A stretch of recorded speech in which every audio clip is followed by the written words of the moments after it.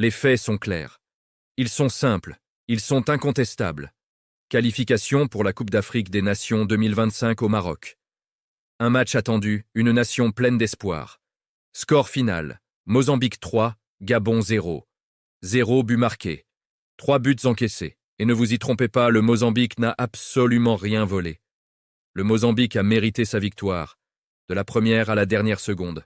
Aujourd'hui, au tribunal du football, nous allons décortiquer cette défaite, non pas pour accabler mais pour comprendre. Première accusation retenue par le tribunal. Le manque d'intensité. Le football moderne ne pardonne pas la passivité. Le talent seul, mes amis, ne suffit plus. Il faut courir, il faut presser, il faut se battre sur chaque ballon. Sur ce terrain, il y avait une équipe qui voulait gagner, c'était le Mozambique. Et il y avait une équipe qui semblait attendre. Attendre quoi, au juste? Un miracle? Un coup du sort? En football, celui qui hésite est déjà condamné. Et ce soir-là, le Gabon a beaucoup trop hésité. Deuxième accusation, et elle est lourde. La négligence défensive. Des espaces énormes entre les lignes. Des marquages quasi inexistants. Des joueurs adverses laissés libres dans des zones cruciales. Une défense doit être un mur, un bloc compact. Ce soir-là, elle fut une porte grande ouverte, accueillant les attaquants mozambicains avec une générosité déconcertante. Les 3 buts encaissés ne sont pas le fruit du hasard ou de la malchance. Non. Ils sont le résultat direct d'erreurs répétées, d'un manque flagrant de communication et d'une concentration défaillante. À ce niveau de compétition internationale, ces erreurs sont tout simplement impardonnables. Chaque but était une nouvelle illustration d'un système défensif qui s'effondrait. Mais l'accusation la plus grave, celle qui touche au cœur, n'est ni tactique, ni physique. Elle est morale. C'est le manque de respect envers le maillot national. Attention, entendons-nous bien.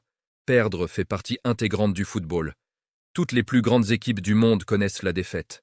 Mais abandonner, baisser les bras, ça n'en fait pas partie. Jamais. Des millions de supporters, au pays et à travers le monde, ont cru en vous. Ils ont espéré, ils ont vibré. Ils ont attendu une réaction, un sursaut d'orgueil. Ils ont attendu de la fierté. Et qu'ont-ils vu? Une équipe sans révolte, une équipe qui a subi les événements sans jamais donner l'impression de pouvoir inverser la tendance. Et quand on a l'honneur de représenter une nation, le minimum syndical, c'est de se battre. Jusqu'à la dernière minute, jusqu'au dernier souffle, quel que soit le score. Le contraste était saisissant. Le Mozambique a joué avec discipline, avec organisation et surtout avec une fin de victoire évidente. Ils ont respecté la compétition, ils ont respecté l'enjeu. Le Gabon, lui, a semblé surpris, dépassé par l'importance du rendez-vous. Le football moderne est cruel. Il ne récompense pas le nom inscrit sur le papier, ni le prestige passé. Il récompense l'effort, l'engagement et le travail sur le terrain. Point final. Alors, après analyse complète des faits, le tribunal du football est prêt à rendre son verdict.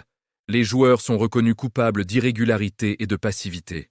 Le staff technique est reconnu coupable de mauvaise gestion tactique et psychologique du match. L'équipe dans son ensemble est reconnue coupable d'avoir manqué ce rendez-vous historique et d'avoir déçu les espoirs placés en elle.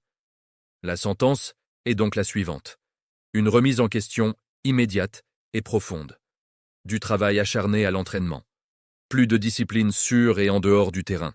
Et surtout, retrouver le respect du maillot et de ceux qu'il représente. Car jouer pour son pays n'est pas un privilège acquis. C'est une immense responsabilité. L'audience est levée. Ici, au tribunal du football, le ballon ne ment jamais. Mais les prestations, parfois, trahissent beaucoup de choses. Merci de nous avoir suivis. Et à bientôt.